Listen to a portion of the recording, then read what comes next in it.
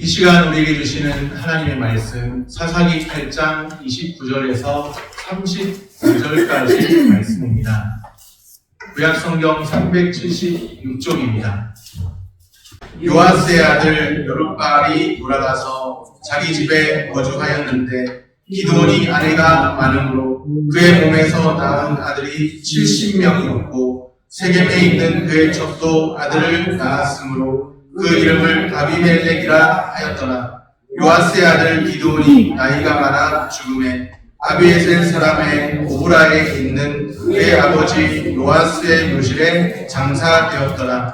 기드온이 이미 죽음에 이스라엘 자손이 돌아서서 바알들을 따라가 음행하였으며 또 바알브릿을 자기들의 신으로 삼고 이스라엘 자손이 주위의 모든 원수들의 손에서 자기들을 건져내신 여호와 자기들의 하나님을 기억하지 아니하며 또 여룻바알이라 하는 기드온이 이스라엘에 베푼 모든 은혜를 따라 그의 집을 후대하지도 아니하였더라. 아멘. 샬롬, 주님의 평강이 함께하기를 소원합니다. 계속되는 기드온의 마지막 행적입니다. 기드온 하면 믿음의 용사인데요. 미디안과의 전투가 저는 제일 많이 생각이 납니다. 기드온 하면 기드온의 생명용사. 미디안과의 전투에서 큰 승리를 거둔 기드온이죠. 그런데 정작 자신과의 싸움에서는 연약함을 드러냅니다. 사사기에서 기드온이 용사긴 하지만 진정한 사사는 하나님 외에 없다. 이스라엘의 사사, 진정한 사사, 이스라엘 진정으로 다스리실 분은 하나님 외에 없다. 그것을 보여주는 것이 아닌가, 그런 생각을 해보기도 하고요. 많은 유혹 앞에서 힘없이 무너지는 기드온을 봅니다. 마지막이 안타깝습니다. 기드온은 아내가 적었을까요? 많았을까요? 아내가 많았습니다. 아내가 많으면 누구도 많을까요? 그렇죠. 아내가 많으면 당연히 자식도 많이 있겠죠. 자녀들도. 그러면 아들이 몇 명이나 있었을까요? 70명. 벌써 성경 말씀 보시면 아시는 분들이 계시는데 30절 말씀입니다. 기드온이 아내가 많으므로 그의 몸에서 낳은 아들이 70명이었고 우리 교인들 다 합쳐도 70명이 아들이 왜 이렇게 많은지. 아들만 70명인가요? 여자들, 딸아이들은 기록이 안 됐을 가능성이 있고 아들이 70명이다. 그렇게 말을 합니다. 참 많죠. 그 정도만 돼도 뭐 아무 부러울 거 없을 것 같아요. 아들 70명만. 많은 아들이 있습니다. 많은 아내가 있습니다.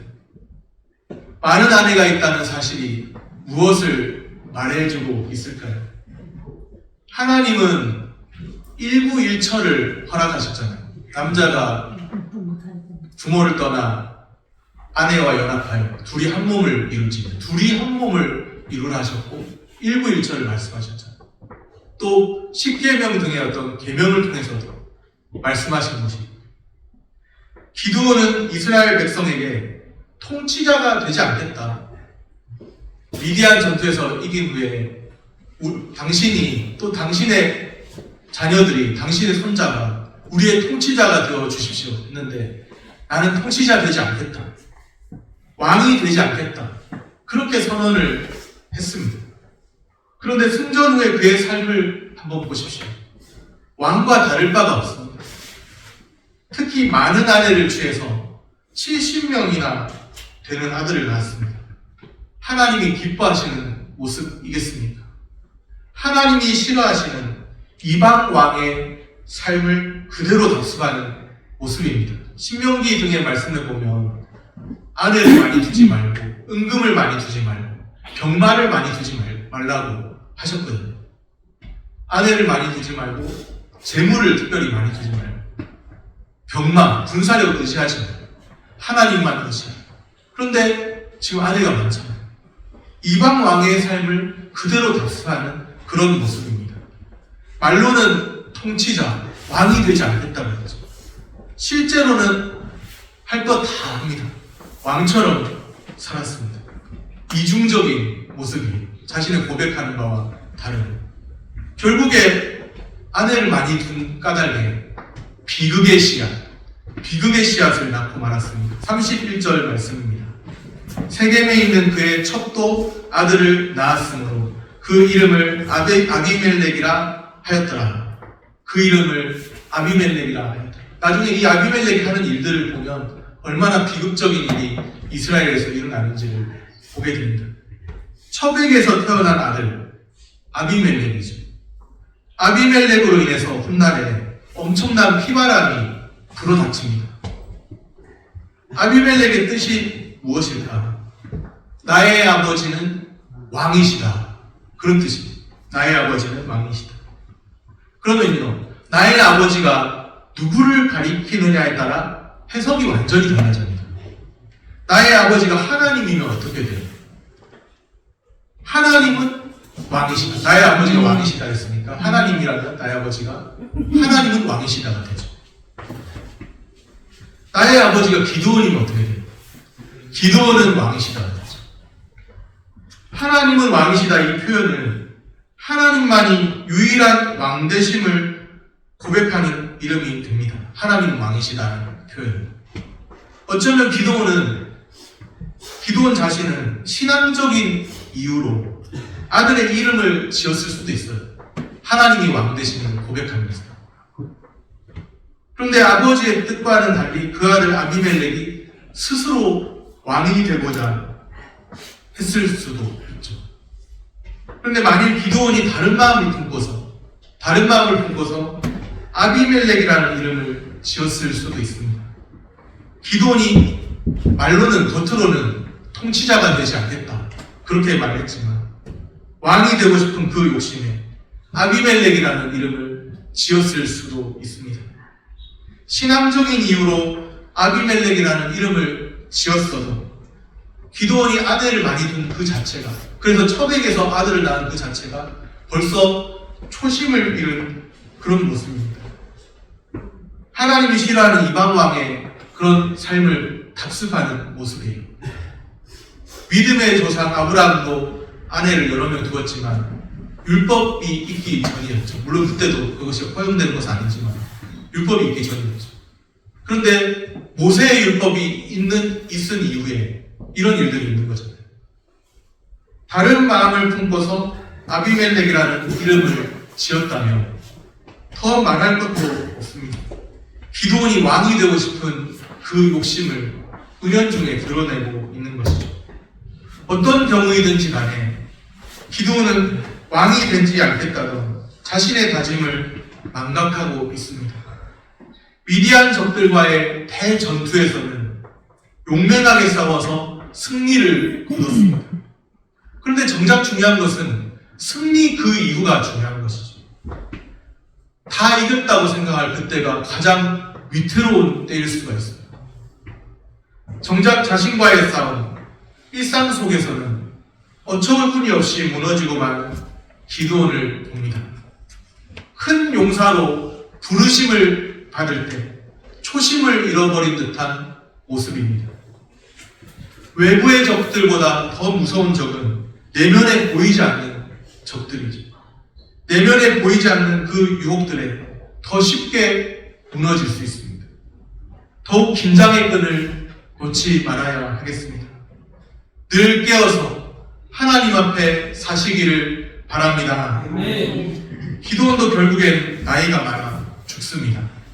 이후 이스라엘은 다시 타락의 길로 접어들게 돼요.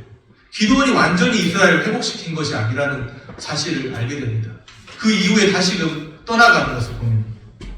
33절 말씀입니다. 기드온이 이미 죽음에 이스라엘 자손이 돌아서서 바알들을 따라가 음행하였으며 또 바알브릿을 자기들의 신으로 삼고 안타까운 역사가 반복되죠. 다시 바알들을 섬깁니다. 바알브릿은 언약의 바알, 그런 뜻입니다. 이스라엘이 바알과 언약을 맺었습니다. 그 이전에는 누구와 언약을 맺었을까요? 하나님과 언약을 맺었던 백성인데 이제는 바알과 언약을 맺게 되었다는 것이죠. 여호와 신앙을 가지고 살았는데 하나님 중심 신앙을 가지고 살았는데 이제는 바알 신앙으로 우상 숭배를 하고 있는, 대체하고 있는 그런 모습입니다. 안타까운 역사를 보면 34절 말씀입니다. 우리 34절 말씀 한 목소리로 같이 읽겠습니다.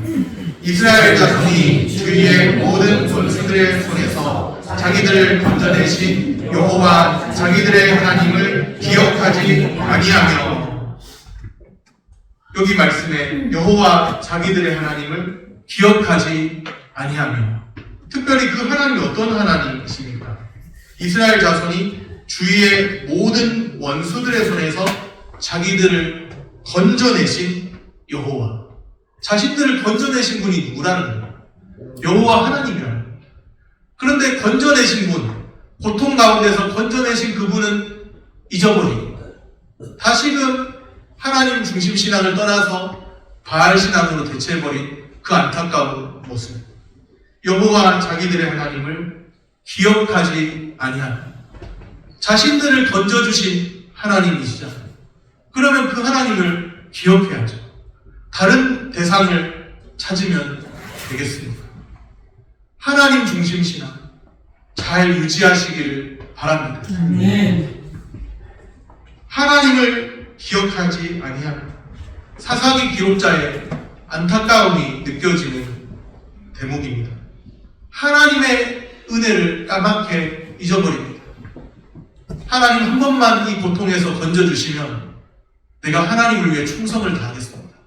그랬는데 미디안한테 압제를 당할 때는 하나님이 건져주시고 나니까 그 이후에 이스라엘이 기드온이 떠나가고 나니까 다시 타락의 길로 빠져드는 그런 모습입니다. 하나님의 은혜를 까맣게 잊어버립니다. 여호와께서 베푸신 일이 있는데, 하나님께서 베푸신 일이 있는데, 이스라엘을 위해 행하신 일이 있는데 그것을 다 기억하지 아니하며 잊어버립니다. 여기에는 기드온이 금 에봇을 만들어서 우상숭배의 빌미를 제공한 영향력이 큰 것 같습니다. 이스라엘이 음란하게 애지중지하던 금 에봇이 있었죠. 그런데 그 금 에봇 대신에 이제는 하나님을 떠나서 금 에봇을 우상숭배하듯이 섬기던, 이제는 그 금 에봇 대신에 바알 브릿으로 대체된 것 뿐인 것 같아요. 오늘 우리는 이 말씀을 기억해야 합니다.